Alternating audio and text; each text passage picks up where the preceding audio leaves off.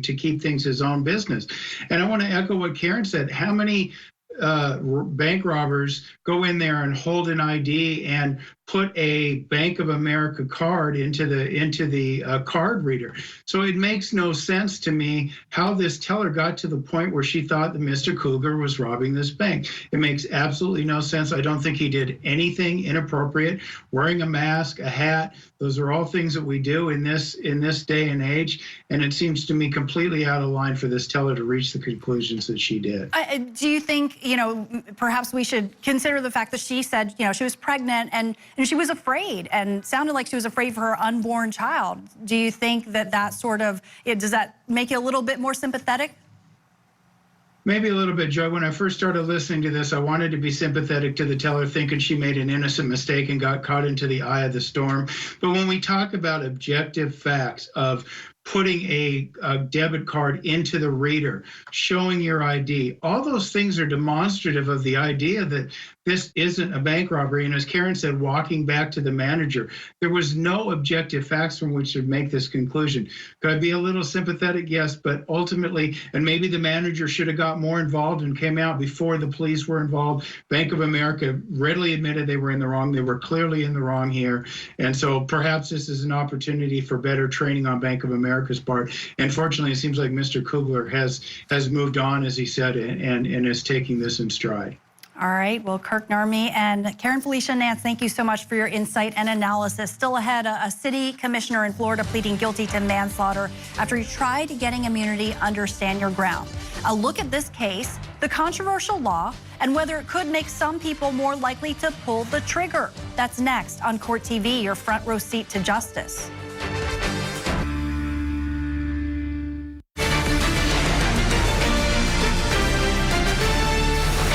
Welcome back to Court TV Live. Earlier today, a former Lakeland City, Florida commissioner pleaded guilty to manslaughter after initially trying to get immunity under the state Stand Your Ground law. Michael Dunn admitted to fatally shooting 50-year-old Cristobal Lopez, who tried to shoplift a hatchet at an Army surplus store. The encounter was all captured on store surveillance video. Let's take a look at more on the background of this case. We will begin our meeting this morning, and welcome. Thank you for being here. Michael Dunn was elected to city government in Lakeland, Florida in December of 2017. Anybody want to start? Commissioner Dunn. Getting a seat at this table was a goal he sought for decades. I had recently had an experience with a... But less than a year after being elected, he would be making news for a different reason. Michael Dunn sprints away from our camera. Dunn shot and killed a man suspected of shoplifting from his military surplus store. The shooting caught on video shows Dunn confronting the suspected thief with a handgun. He never swung at the guy. He never put up towards him. He was trying to get out the door. The victim, Cristobal Lopez, was observed taking a hatchet and hiding it in his pants. Dunn admitted he fired his pistol at him twice and told police he was afraid, but when asked what he thought would happen if he had let Lopez go, according to police, he said, quote, "It might be fair to say that if I had just stepped back and let somebody come in and take what they want, that there would be no issue." The Polk County Grand Jury indicted Michael Dunn for second-degree murder. I have determined that this case and the actions of Mr. Dunn fall outside of the protection of the Stand Your Ground law. Dunn claims his actions were justified and is being defended by Mark O'Mara. O'Mara won an acquittal for George Zimmerman, who claimed self-defense for killing unarmed teen Trayvon Martin. You know, you look at that hatchet and you have to believe that, as everyone else who sees it, it's a deadly weapon. And when he decided to arm himself with a deadly weapon, bad things can happen to you. A judge reviewed the video and agreed with prosecutors that deadly force was not justified under Florida's Stand Your Ground law and denied the defendant's motion to dismiss the charges. Nothing that I saw Mr. Lopez being aggressive towards him or threatening his life in any way. Nobody deserves to lose their life over $13 or $16 hatchet. Okay, so here's what we know about the plea deal. Dunn pleaded guilty to 1 count of manslaughter with a firearm. That carries a penalty of up to 30 years in prison. The attorneys negotiated a prison term of 17.5 years for Dunn, and the judge will decide the final sentence. The hearing is now set for May 23rd. Dunn will remain out on bond until that sentencing. Now, Dunn is really just the latest in what appears to be a growing number of defendants who shoot first and then claim stand your ground later. So are these controversial stand your ground laws leading more people to turn vigilante and pull the trigger? Let's look at some of the notable cases. Curtis Reeves, once a police captain in Tampa, is now on trial for second-degree murder. He claims he was acting in self-defense when he shot and killed a man in a movie theater in 2014 during a dispute over cell phone use and popcorn. I'm leaning all the way back in my chair as far as I can to get away from him, and suddenly he's virtually on top of me. And I think I'm saying either no, no, no, or whoa, whoa, whoa. Suddenly my head was to the right, so he hit me with something. The now 79-year-old tried unsuccessfully to get immunity under Florida's controversial Stand Your Ground law, claiming he feared for his life when 43-year-old Chad Olson grabbed his popcorn and threw it at him. Stand your ground is about the ability to defend yourself without the obligation to retreat. Criminal defense attorney Jack Rice explains that in most states, there is a duty to retreat. In other words, people can only use deadly force to defend themselves if they've tried to get away. But under Stand Your Ground laws, they can respond to deadly threats head on without fear of prosecution. What Stand Your Ground does is it changes it, which means you don't have the obligation to move, to change anything. You can stay exactly where you are. So it gives you essentially more ability to stay wherever you are, whether it's in a home, whether it's out in the street, whether it's in a public place. And that really does change how self-defense works. Florida's Stand Your Ground law drew nationwide attention with the shooting death of Trayvon Martin in 2012. George Zimmerman was tried for murder and ultimately acquitted, claiming self-defense, but he was not charged for nearly 2 months because of the Stand Your Ground law. The state has an obligation to refute the information and the evidence in Stand Your Ground. So in other words, what the police had to do in the Zimmerman case is they actually had to look at the evidence and establish that there was insufficient evidence to support it, to justify the Stand Your Ground. And so it took them a couple of months in order to make that determination.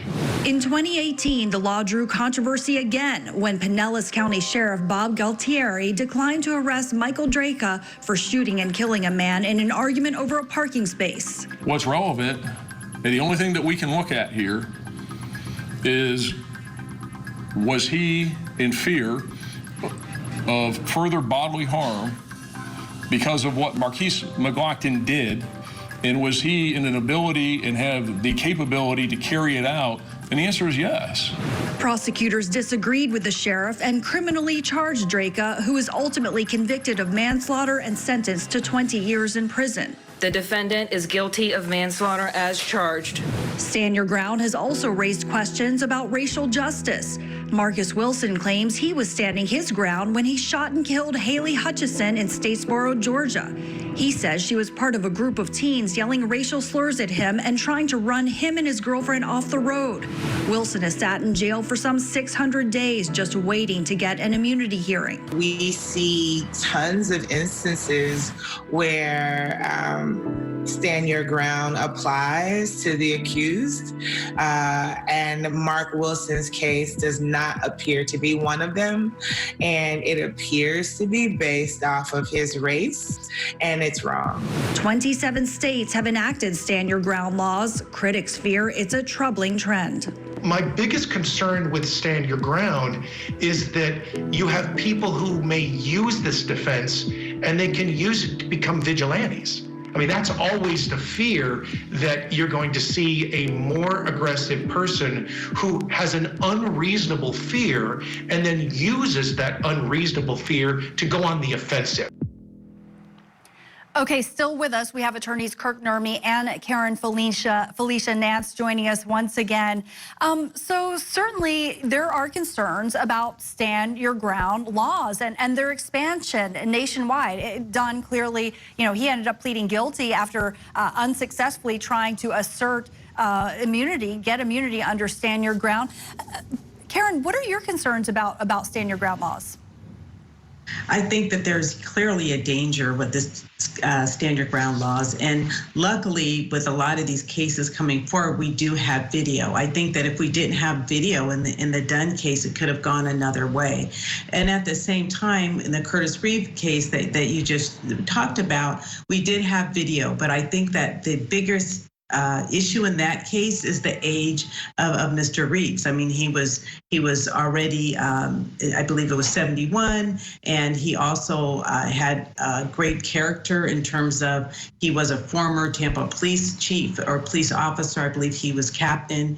And so I think that other factors come into play. So in that particular case, the fact that there was video clearly didn't help the victim's case, and the jury found for Mr. Reeves, and I think that his age was a big factor. But I do think that this is a dangerous trend. Even when there is video, it could go either way. But I think that when people feel that they have a right to do, especially in this case with Mr. Dunn, I mean, this gentleman was leaving. The person who did steal the allegedly steal the items was actually leaving the store, didn't present any threat from what we can see in the video to Mr. Dunn as he's trying to get away, that this is an inappropriate use of the stand your ground laws.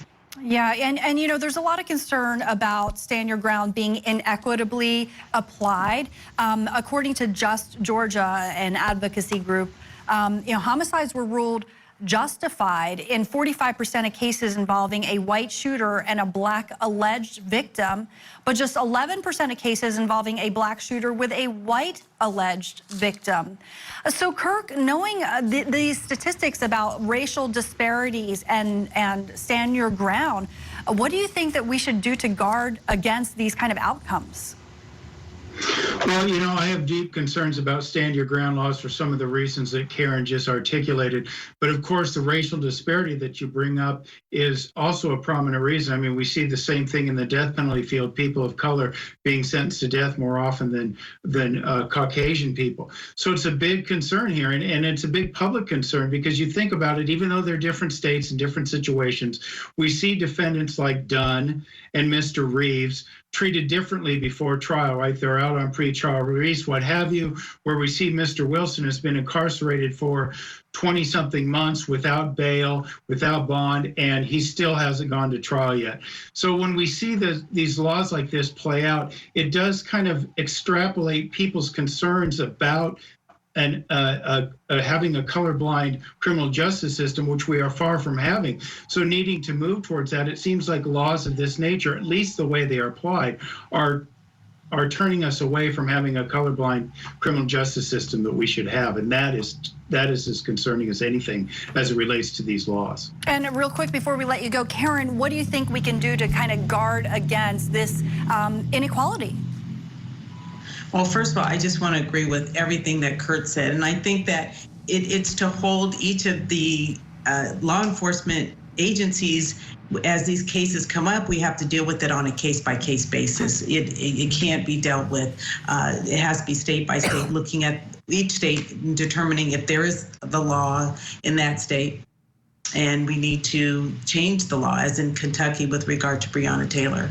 Got it. Well, thank you so much for your insight and analysis. Kirk Nurmi and Karen Felicia Nance joining us this afternoon. And thank you all at home for joining us as well. Michael Ayala taking over next right here on Court TV Live. He'll have the latest on Jussie Smollett's incarceration and much more.